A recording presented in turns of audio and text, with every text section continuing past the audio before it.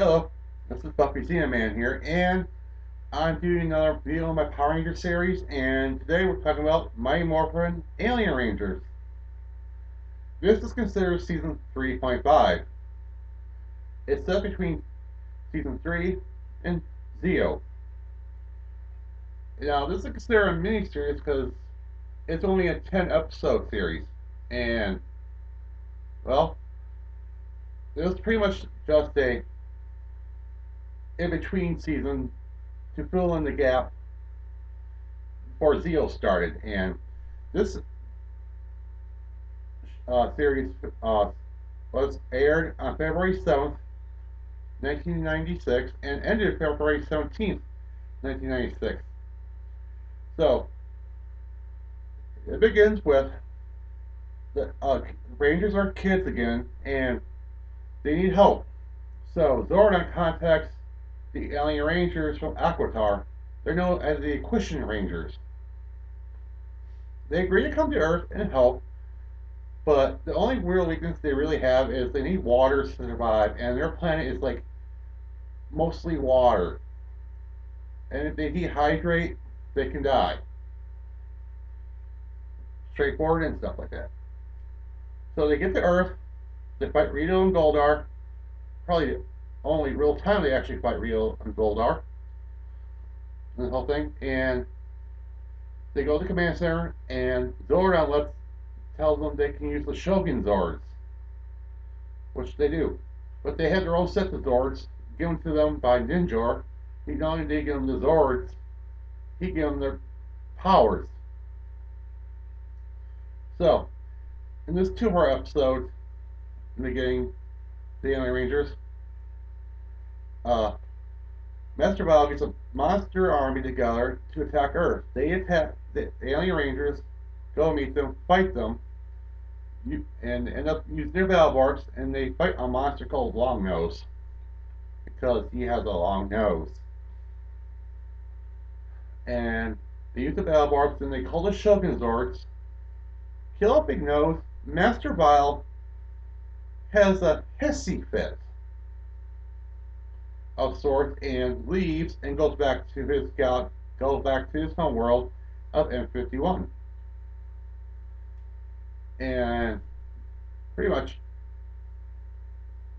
for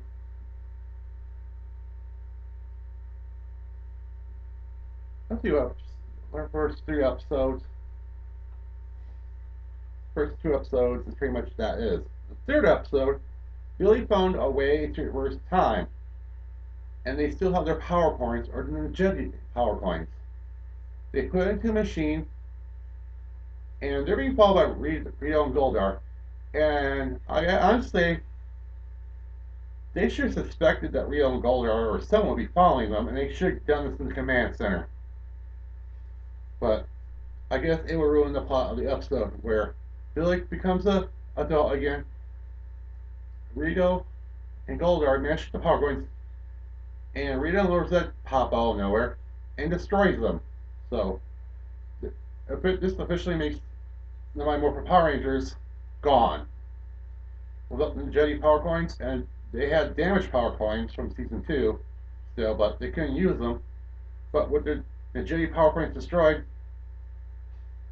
they could do nothing when they grew up to help them. So we move on to the next episode where pretty much they tried to make the water of Earth like Aquitar, but Rita and Zed pollute it with space pollution, and they end up having to fight these two monsters, defeat them, but had to go back to the home world to rehydrate. They return to fight a monster version of Bulk, and Bulk manages to snap out of it.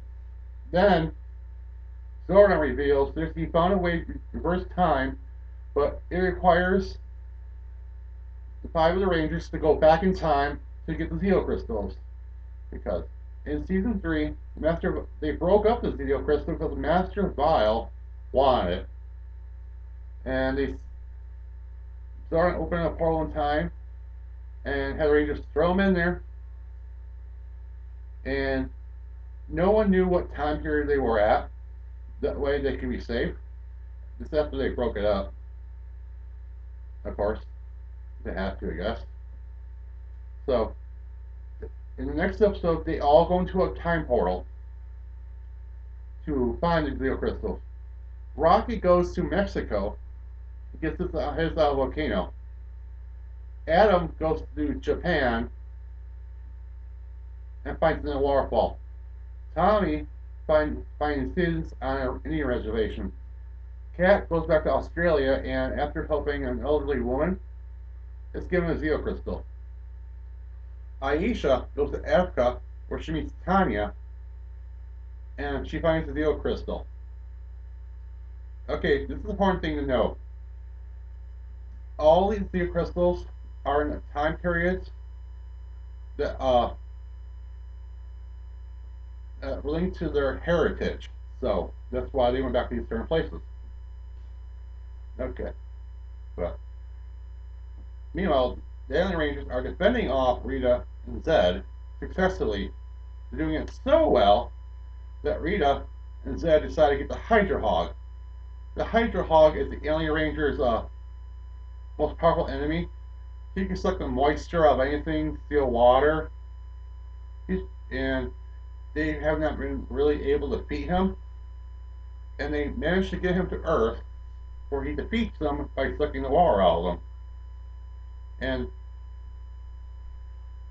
he stores it in a cloud, and Billy builds a ray, it rains, and hydrates them enough to fight the Hydra Hog. They have to call the Shogunzord, and they're failing miserably. So Billy, using a Falcon Summoner, which they used in Master Battle metallic armor, because they didn't have the Falcon Sword, and they needed a way to get the Ninja Sword. Zords are a theory how to get them, and it worked. And it summoned the Ninja Zords, but Billy uses to summon the Falcon Zord, and they make the Falcon Shogun Megazord and destroy the Hydra Hog.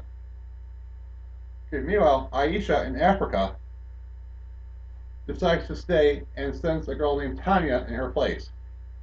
Tanya will stick around for Zeo and Hapo Turbo. They manage to get all the Zeo crystals together, turn back time, say goodbye to the Alien Rangers, but there's always a but with Power Rangers. But Rito and Goldar are underneath the command center. They set bombs. Once time's reversed, they go up, steal the Zeo crystal after the Rangers are restored, and say goodbye to their friends and disappear. They get back to the power chamber. It's next season, but the command center, and they're not even there for 10 seconds, and the place starts blowing up. Alpha gets them out of there. Next thing you know, the command center is blown up. So, pretty much that's how the season ended, with the command center being destroyed. Which, as a kid, that shocked the shit out of me. It's like, they're safe there, and then kaboom! And it's like, oh, come on, you episodes, come on, I want to see what happens. So, the Alien Rangers, I should say their names, are Arco, Delphine, sorry, I can't say his name, something name, Sestro, Titus, and Corcus. Okay, Titus is the first male and first alien Yellow Ranger to appear in the series. Delphine is the first White Ranger and the first female leader. Although, I understand what I've heard from other fans that they think Delphine was more of the team leader, and Arco, the Red Ranger, was more of the battlefield leader.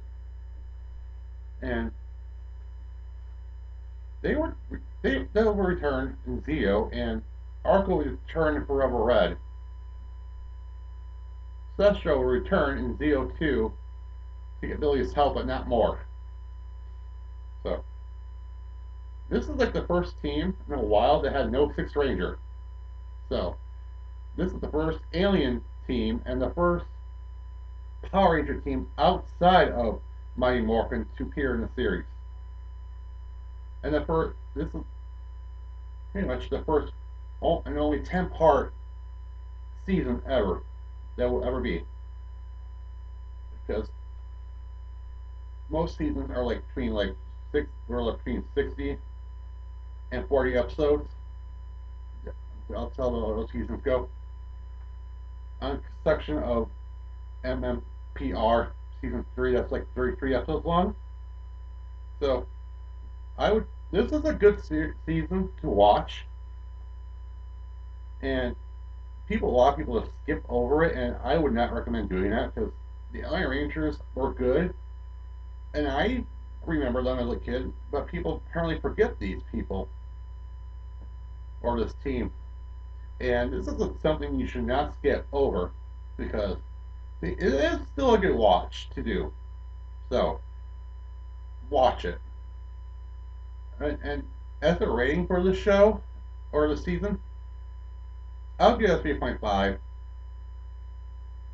because I thought it should have been a little longer later on in life. It should have been a lot longer, and we should have seen more of their weapons and what they could do. But it is what it is. But I think it should have been much longer, and there should have been more plots or more subplots into it. But and also kind of noisy that the actors who played the Alien Rangers did not get opening credit. They got end credit ones, but they didn't get opening credit ones. They kept the original cast as the opening credits and the original cast and their kid form. So I wish they wouldn't have done that, but oh well, what can you do now? So so that's my thoughts on the Alien Rangers. Thank you for watching. This is Buffy the Man signing out.